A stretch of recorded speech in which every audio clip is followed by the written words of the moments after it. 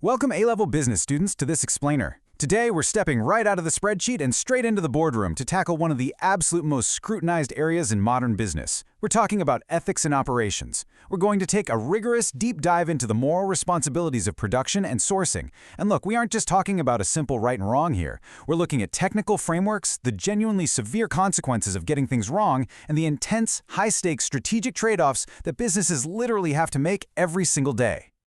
Here's the roadmap for today. We've got 1. The ethical framework, 2. Operational dilemmas in safety, 3. Consequences of unethical operations, and 4. Strategic evaluation and trade-offs.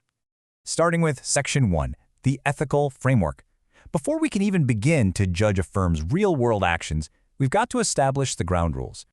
Okay, so the absolutely crucial point here is understanding these two tools. They're the primary ways businesses actually enforce their ethical values across these massive, complex global supply chains. Think of the Supplier Code of Conduct as the rule book. It tells a supplier exactly what's expected of them when it comes to working conditions, environmental practices, the whole shebang. But, a rule book is kind of useless without an umpire, right? That's exactly where the supplier audit comes in. This is the actual physical or documentary check of the supplier's processes to verify they're actually walking the walk, not just talking the talk. Now, when auditors show up to assess a supplier's operational ethics, what are they actually looking for? Well, they're checking off parameters like waste reduction and circularity, which basically means designing products so materials can be reused instead of just chucked in a landfill. They're looking closely at resource efficiency, managing that carbon footprint, sustainable sourcing, and absolutely critically, the fair treatment of workers. These are definitely not just corporate buzzwords, they are hard, measurable performance indicators for an ethical supply chain. All right, Section 2, Operational Dilemmas and Safety. Let's move from the textbook theory into the messy reality of running a business. This right here brilliantly illustrates the classic operational tug-of-war, maintaining total control versus getting the lowest possible cost. When a business makes things in-house, internal production, they get incredibly high supply chain transparency. They know exactly who is making what, which means they can guarantee product safety and fair labor. But yeah, it's usually super expensive. On the flip side, you've got outsourcing, or buying in. This can massively lower unit costs, which operations managers love for those profit margins. But the trade-off, you lose transparency, you lose that direct oversight, which, quite frankly, skyrockets the risk of some ethical breach happening 3 tiers down your supply chain without you even knowing. To put this into perspective, let's look at far more cycles from our source material. This is an independent business that actually prioritizes its socially responsible mission over just squeezing out every last drop of profit. Because they have a cooperative background, they make some pretty unique operational choices. For example, they purposely pay their suppliers really quickly just to help out with the supplier's cash flow. Plus, they offer longer payment terms to their own customers to make cycling more accessible. They literally bake their ethics right into their cash flow management. It's a totally different way of doing things. So, let's put you in the driver's seat for a second. Think about far more specific background and their core mission to protect stakeholders. Go ahead, pause the video now and complete task 2. Welcome back. Hopefully, you came up with some rock-solid clauses there. Moving on to Section 3, Consequences of Unethical Operations. So, what is the actual tangible business cost of an ethical breach? Let's trace this logical domino effect to see exactly how a single failure at the supplier level can completely snowball. Step 1 is the failure itself. Let's say an audit suddenly reveals terrible working conditions. Step 2?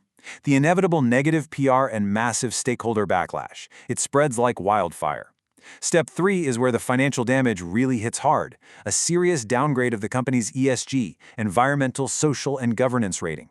Investors rely heavily on ESG reporting to gauge risk, so a drop here is basically catastrophic. And finally, Step 4, a total collapse of stakeholder trust, leading straight to a huge loss in long-term competitiveness. Game over. All right, now it's your turn to build out a technical chain of reasoning. Remember to link cause and effect seamlessly, step by step, just like we did with those dominoes. Go ahead, pause the video now and complete task 1. Awesome job on that analysis. Building those tight chains of reasoning is absolutely essential. Now let's head into Section 4, Strategic Evaluation and Trade-offs. This is where we drop the easy right and wrong answers. Check out this table. It's a perfect snapshot of the real-world tension in the fast fashion industry. Imagine you're the operations manager for a major retailer choosing between these 2 suppliers. If you go with Express, it aligns great with environmental goals. They've got lower CO2 emissions at 50,000 kilograms, and they offer the shorter lead times you absolutely need for fast fashion. But wait, Look at their capacity. They're already maxed out at 96% utilization, and their defect rate is noticeably higher. Then you look at Reliant. They give you massive scale, plenty of breathing room with spare capacity, and much tighter quality control with only a 1.25% defect rate. But they pump out significantly more carbon emissions. So what's your call? Speed and green PR or quality and scale? Weighing these kinds of complex, conflicting priorities is the ultimate test of a business strategist. You really have to evaluate the specific context of the firm. So take a moment to weigh this up, pause the video now, and complete Task 3. Welcome back. As we wrap up this masterclass, I really want you to keep this in mind. Modern strategic evaluation basically demands that we use the triple bottom line framework. In operations today, we simply can't just look at unit costs and profit margins in a vacuum anymore. Every single supply chain decision has to be weighed against its impact on people, meaning our workers and local communities, and the planet, meaning our resource efficiency and emissions. It's all connected. I'm going to leave you with this final, provocative thought to chew on. As consumer markets demand things faster and cheaper than ever before, is a 100% ethically transparent supply chain actually achievable in the real world, or is it just clever corporate PR? Keep questioning those trade-offs as you continue your studies. Thanks so much for joining this explainer, and I'll catch you next time.